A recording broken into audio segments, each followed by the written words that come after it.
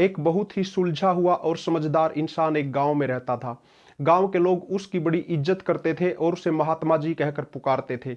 जब भी उनकी लाइफ में कोई प्रॉब्लम आती थी तो वो उसके सॉल्यूशन के लिए महात्मा जी के पास जाते थे, और महात्मा जी भी उनको कभी निराश नहीं करते थे, बल्कि अपनी प्रॉपर एडवाइस के द्वारा उनका मार्गदर्शन करते थे। उस गांव ही नहीं बल्कि आसपास के अनेक गांवों के लोग महात्मा जी के पास अपनी समस्या, अपना दुख लेकर आया करते थे। लोगों की एक भीड़ हमेशा उनके पास बैठी रहती थी। एक दिन महात्मा जी के पास एक आदमी आया। वह बड़ा दुखी लग रहा था। आते ही बोला, महात्मा जी, पिछले साल मुझे बिजनेस में बहुत बड़ा लॉस हो गया। मेरी सारी जमा पूंजी चली गई, मैं कंगाल हो गया, मैं क्या करूं। महात्मा जी ने उसको समझाया और मेहनत करके फिर से बिजनेस खड़ा करने को कहा। वह शांत होकर घर वापस चला गया। अगले दिन वो फिर से आया और बिजनेस के लॉस वाली बात को प्रकट करके रोने लगा। महात्मा जी ने उसे फिर से सांत्वना दी और घर वापस भेज दिया। तीसरे दिन वो इंसान तीसरी बार महात्मा जी के पास आया और अपने दुख को दोहराया। इस पर महात्मा जी ने वहां उपस्थित लोगों से कहा, सुनो, मैं तुम्हें एक चुटकुला सुनाता हूं। महात्मा जी ने एक जोक सुनाया। जोक बहुत मजेदार था। सभी खिलखिलाकर हंस पड़े और काफी देर तक हंसते रहे। फिर महात्मा जी ने वही जोक दोबारा सुनाया। अब की बार बहुत कम लोग हंसे। फिर महात्मा जी ने तीसरी बार उस जोक को रिपीट किया। कोई नहीं हंसा। महात्मा जी उस व्यक्ति की ओर मुखातिब होकर बोले, जब तुम एक ही जोक से 2-3 बार खुश नहीं हो सकते तो पिछले 1 साल से एक ही दुख पर बार बार दुखी क्यों हो रहे हो। सुख दुख प्रॉफिट लॉस हमारे जीवन का हिस्सा है। इन्हें पकड़कर मत बैठो, उठो और नई शुरुआत करो। यह स्टोरी हमें सिखाती है, जिस तरह सुख हमेशा नहीं रहा उसी तरह दुख भी नहीं रहेगा। रात के बाद दिन आता है, गर्मी के बाद सर्दी आती है, सूर्योदय के बाद सूर्यास्त होता है। मनुष्य जन्म लेता है, अपनी जीवन यात्रा पूरी करके परलोक सिधार जाता है।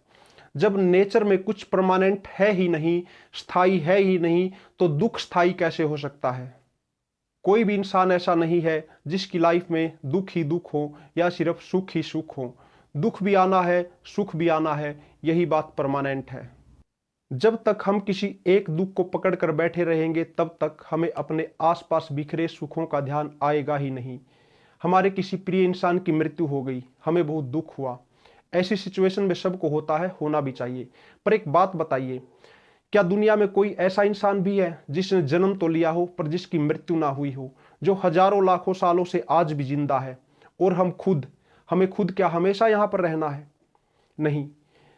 तो जो चीज अवश्यंभावी है, अवश्य ही होनी है, उसके लिए दुख क्यों और पछतावा क्यों। बिजनेस में लॉस हो गया, नौकरी चली गई, बॉयफ्रेंड या गर्लफ्रेंड से ब्रेकअप हो गया, शरीर में कोई भयंकर बीमारी आ गई। क्या तुम पहले इंसान हो जिसके साथ ये हुआ है? नहीं। ना तो तुम पहले हो, ना ही आखिरी हो। ये पहले भी होता रहा है और आगे भी होता रहेगा। ये विधि का विधान है जिस पर हमारा कोई बस नहीं। चलो मान लिया दुख होता है, पर कब तक दुखी रहोगे? जिस टाइम को दुखी होकर वेस्ट कर रहे हो उस टाइम में कोई नई शुरुआत कर सकते हो। समय का पहिया घूमता रहेगा, जीवन यात्रा चलती रहेगी। नहीं तो इतने डिप्रेस्ड हो जाओगे कि अपने शरीर और आत्मा को बिल्कुल खत्म कर लोगे। ये जीवन सिर्फ तुम्हारा नहीं है, और भी लोग जुड़े हैं तुमसे। उनमें सबसे ऊपर तुम्हारा परिवार है। तुम खुद ही दुख नहीं भुगतोगे, बल्कि उनको भी जबरदस्ती दुख भोगने पर मजबूर कर दोगे। So enjoy life.